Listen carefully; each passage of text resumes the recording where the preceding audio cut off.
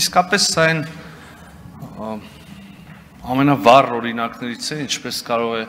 խոսքը կամ փաստը աղավաղվել եւ, չգիտեմ, տրամագծորեն հակառակ լույսի ներքո ներկայացնել։ Ի պատասխան զանգվածային լրատվության միջոցի, եթե չեմ սխալվում, ազատության հարցումներ, մեզ արտաքին գործերի նախարարությանը հարցրել, որքանով է այդ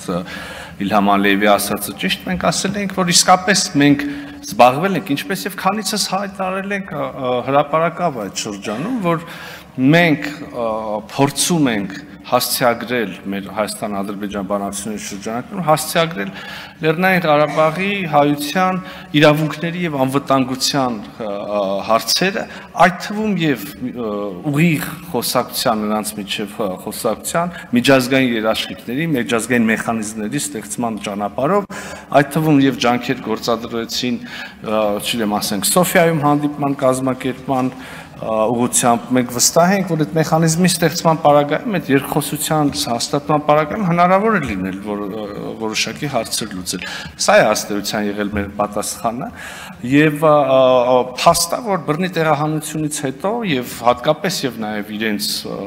ինքնալուծարման վերաբերյալ այդ հանրահայտ փաստաթղթից հրճակումից հետո դա այդ օրակարգը այլևս չի կարող շարունակվել այն պարզ պատճառով, որ այդտեղ մարդ չի ապրում, հայություն չկա, որ իրավունքների մասին խոսենք։ Սա է եղել արտաքին գործերի նախարարության արձագանքը եւ զարմանալիորեն ստացվեց ինչ, իրենց հատուկ, իրենց դիապետության տակ եղած աֆիլացված մեդիա ռեսուրսների միջոցով սկսեցին ասել, որ մենք ենք հանել հարցը օրակարգից։ Ես կրկնում եմ, այս կառավարությունը վարչապետ Փաշինյանի գլխավորությամբ արել է ամեն ինչ, որպեսզի այդ մարդկանց իրավունքների եւ անվտանգության հարցը որևէ կերպ հասցեագրվի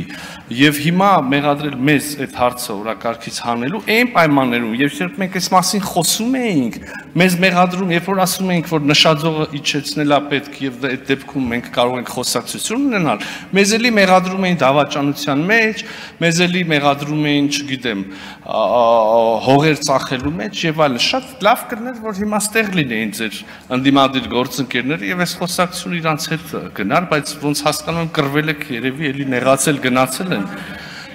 Շատ բարի դրացիական մթնոլորտում գնացել են, չեն կռվել։ Չգիտեմ ինչ է։ Դե ասածս ինչ է, այսինքն իրենք